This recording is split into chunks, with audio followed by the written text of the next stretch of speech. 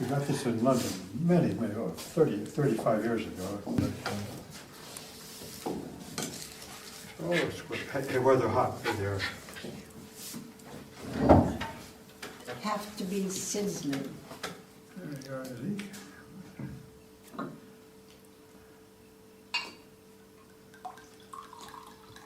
Thank you. All kinds of crosses.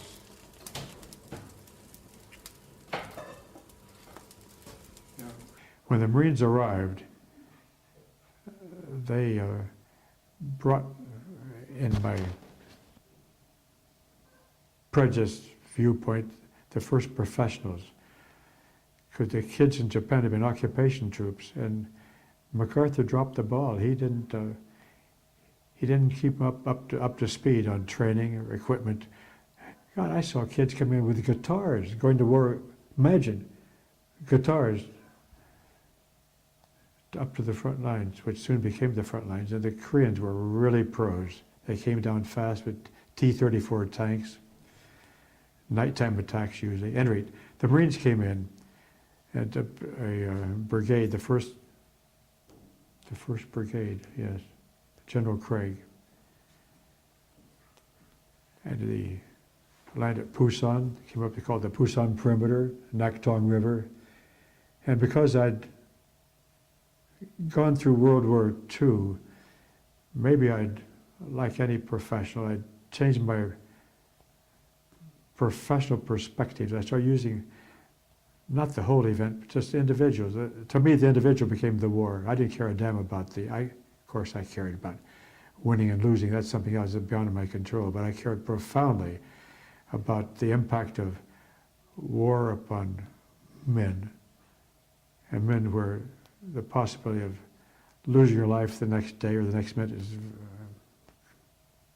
stark.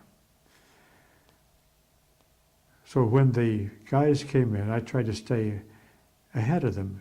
A rather foolish position to be in with guys behind you who are the enemy. But this, I could see their face. To me, war is in the face, not in the face of a dead trooper, the live trooper. And if I have any sense of pride about what I've done as a war photographer, I never once photographed the face of any dead trooper, a Marine, American, Japanese, Korean, later, Vietnamese, nobody, no, Greek, Civil War, never. Because someplace you're violating the privacy of the father, the mother, the son, the wife, the boy who was next door, or the guy's girl. You can't do it. And I think the impact for me of all life is in the face, in the eyes, whether it's in the military, or in Picasso, or Khrushchev. It's in the face. And that's what I like to be known as a guy who photographs living subjects, not dead subjects. Anyway, in Korea, I had plenty of opportunity to do both. And the record I left behind me, if it's any record at all, in my own personal estimation of what I've done with my life as a photographer, I've shown the impact of war upon men, and later a few women, but men. And because I was a Marine, my training was Marine, if I got hit, I knew the Marines would drag me out. I wouldn't be left on the battlefield. It's a very simple equation, you know. There's no big philosophy involved. I didn't have any philosophy. I'm just trying to show what the guys suffered who were there. That's it. And in some respects, I think I showed it. So in this, I showed them attacking, and I also showed a man who became a friend of mine, Ike Fenton, Captain Francis Fenton of Peachtree, Georgia. Can you imagine? Later, when he retired to become the administrator of the American Golf Association, but he was still a Marine at heart. He had 2 or 3 Marine sons, but Ike was up on the Naktong River perimeter when it's a very derogatory word to use, the gooks, but it was an enemy term that the North Koreans were attacking. And the first big monsoon storm of the year had come in, so I mean rain and wind and no visibility, not much.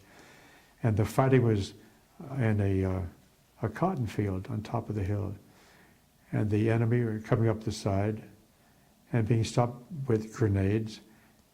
And because of the monsoon, I could lost all radio contact with the rear. They didn't know what the hell was going on, either at the rear or Ike's place too. He was getting hit very hard.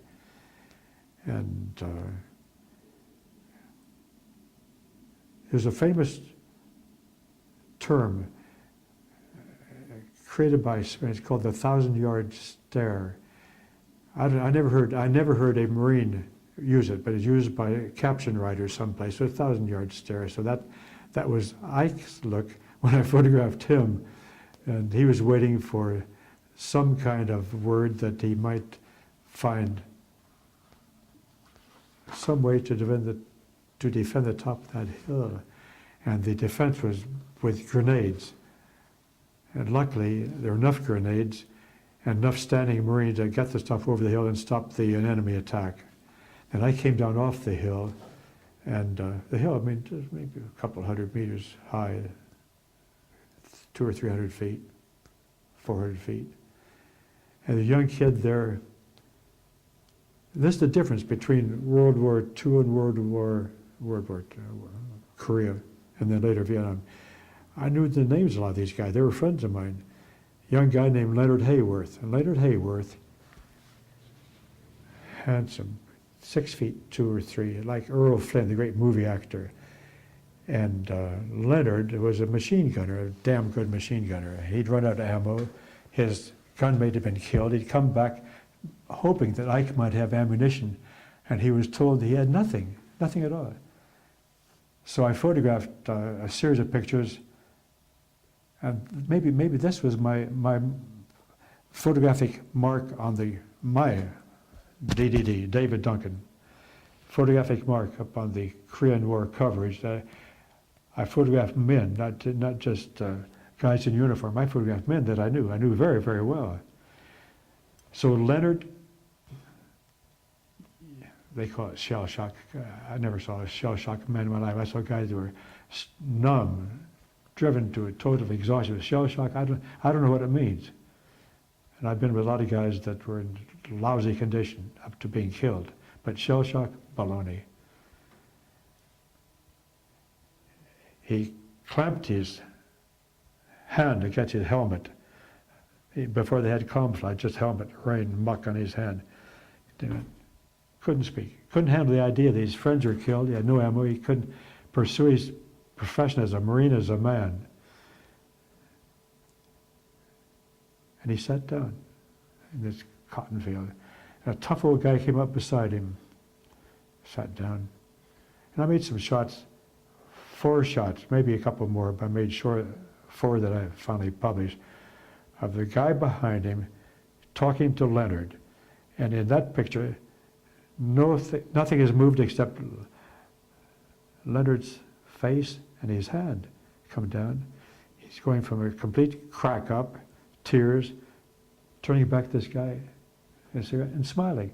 But behind him, the Marine who talked to him has not moved one finger, nothing except his face, with a tough, bearded miner's face. Really. You see the guys come out of mine disaster, same kind of a face, and talked Leonard into smiling. He goes back up into line with his bayonet, nothing else. He had something with bayonets, no grenades, nothing, no ammunition for sure, but with bayonets. He staggers back up to the front line being about 45 feet behind us.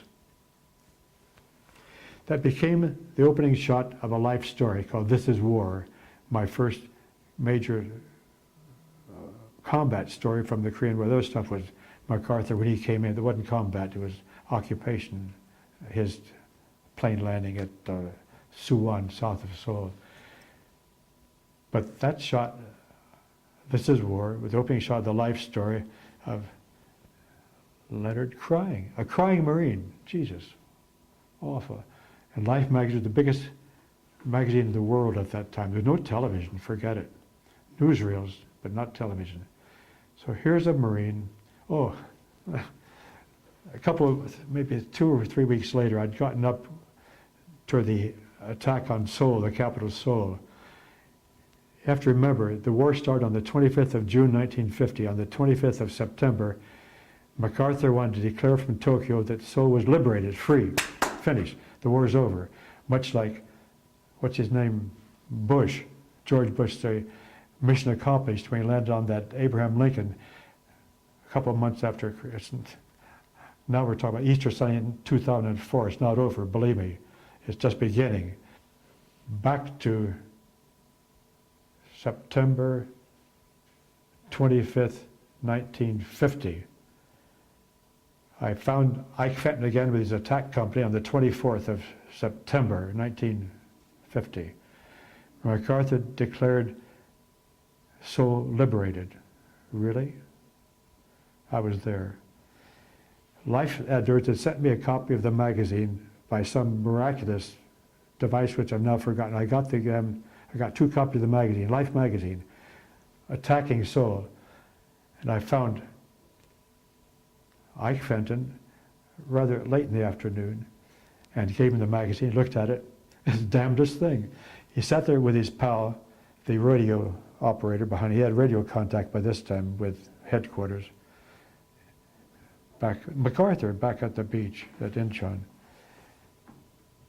He looked at it, just like he's in the drugstore at home. Hey, look at this. Here we are, the Nakdong River, isn't that great? And right behind him, in my photograph, there are guys leading firefights down into Seoul, right behind him. Couldn't care less. His helmet's on the back of his head, talking sideways to his radio guy, Danworth. I had a second copy. I found Leonard Hayworth. Leonard had shaved a little bit that evening. It was just before dusk. And I gave his copy of the magazine. I had 2. One to get to Ike and Leonard Hayworth, still a corporal. And 3 weeks later, he's still alive. That's the miracle of it for the moment. He took the magazine, looked at it. A 6'3" Marine sees himself, the lead shot of Life magazine, crying. Didn't say a word. He's a very quiet guy. And right next to him was a trooper, went up on tiptoe to look over Leonard's shoulder. Ah, he said, Len, we all cry sometime. It got dark. That last time I saw him. The next morning at dawn, this is tough. Leonard was shot between the eyes by a Korean sniper. That's it. I didn't photograph him again. About 6 months later, in my business, you got a hell of a lot of mail. That's for the family mail. I got a letter from his mother in a place called Deer Path, Indiana. Deer Path, Indiana, for Christ's sake. Deer Path, Indiana. Oh, I'm so proud. I'm reading the letter. Leonard was buried in Arlington Cemetery. It's so wonderful. Our government sent a bouquet of 12 roses. What did you do? 12 roses, Christ's sake. That's it. Anyway, Leonard Hayworth.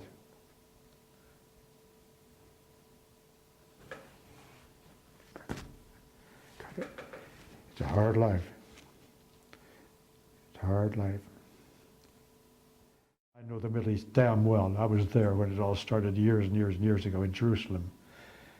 It's going to get worse, too. Believe me, I was in Palestine when it started. It's going to get worse. I'm talking today on Easter weekend 2004. It's going to get worse and worse and worse and worse and worse and worse. Because we have violated not just an economic code or a political code. We're stepping into a religious war. And that's just what they asked for. They really asked for it. They're trying to impose our society upon another society. What if they try to impose Islam upon America? What about that? Reverse the field, you know?